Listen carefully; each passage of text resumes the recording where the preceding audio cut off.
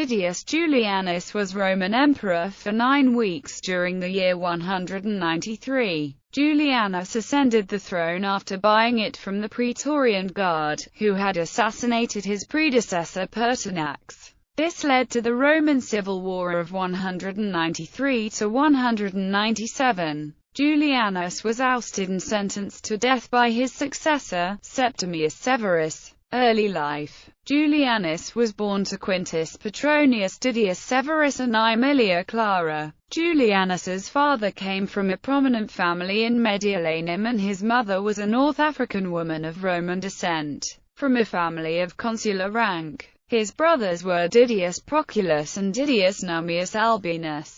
His date of birth is given as the 30th of January 133 by Cassius Dio and the 2nd of February 137 by the Historia Augusta. Didius Julianus was raised by Domitia Lucilla, mother of Roman Emperor Marcus Aurelius. With Domitia's help, he was appointed at a very early age to the vigintiviriate, the first step towards public distinction. He married a Roman woman named Manlia Scantilla, and sometime around 153, Scantilla bore him a daughter and only child, Didia Clara. Public service. In succession Julianus held the offices of quaestor and aedile, and then, around 162, was named as praetor. He was nominated to the command of the Legio 22 Primigenia in Mogontiacum. In 170, he became praefectus of Gallia Belgica and served for 5 years. As a reward for his skill and gallantry in repressing an insurrection among the Chaucer, a tribe dwelling on the Elbe, he was raised to the consulship in 175, along with Pertinax.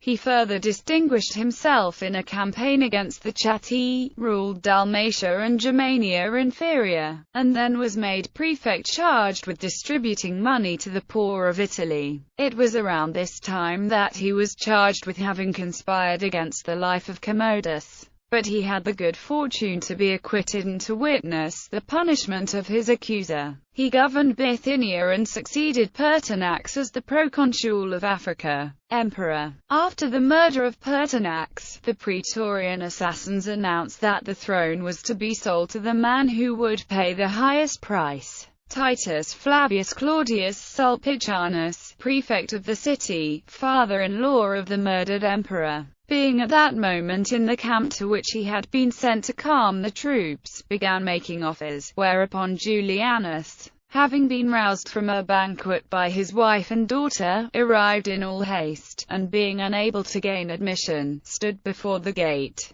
and with a loud voice competed for the prize. As the bidding went on, the soldiers reported to each of the two competitors, the one within the fortifications, the other outside the rampart, the sum offered by his rival. Eventually Sulpicianus promised 20,000 sesterces to every soldier. Julianus, fearing that Sulpicianus would gain the throne, then offered 25,000. The guards immediately closed with the offer of Julianus, threw open the gates, saluted him by the name of Caesar, and proclaimed him emperor. Threatened by the military, the Senate declared him emperor. His wife and his daughter both received the title Augusta. Reign. Upon his accession, Julianus immediately devalued the Roman currency, decreasing the silver purity of the denarius from 87% to 81.5%, the actual silver weight dropping from 2.75 grams to 2.40 grams.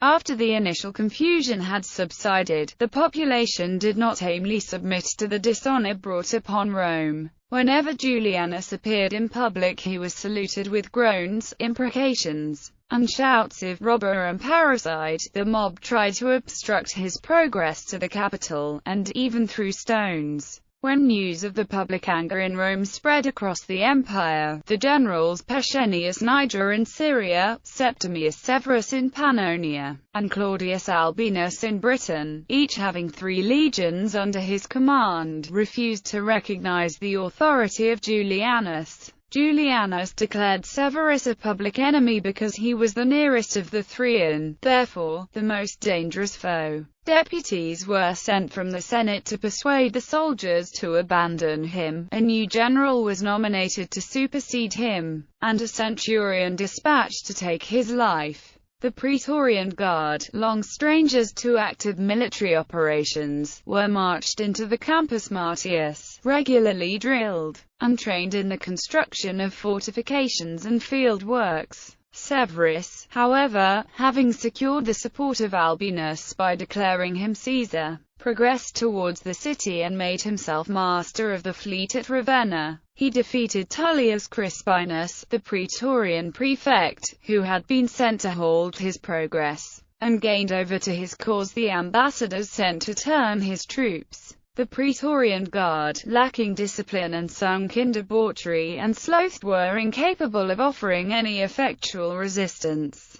Matters being desperate, Julianus now attempted negotiation and offered to share the empire with his rival. Severus ignored these overtures and pressed forward, all Italy declaring for him as he advanced. At last the Praetorians, having received assurances that they would suffer no punishment, provided they surrendered the actual murderers of Pertinax, seized the ringleaders of the conspiracy and reported what they had done to Silius Messala, the consul, by whom the Senate was summoned and informed of the proceedings. The Senate passed a motion proclaiming Severus emperor, awarded divine honors to Pertinax, and sentenced Julianus to death. Julianus was deserted by all except one of the prefects and his son-in-law, Pertinax. Execution. Julianus was killed in the palace by a soldier in the 3rd month of his reign. Severus dismissed the Praetorian Guard and executed the soldiers who had killed Pertinax. According to Cassius Dio, who lived in Rome during the period, Julianus's last words were, "But what evil have I done? Whom have I killed?" His body was given to his wife and daughter, who buried it in his great-grandfather's tomb by the 5th milestone on the Via Labicana.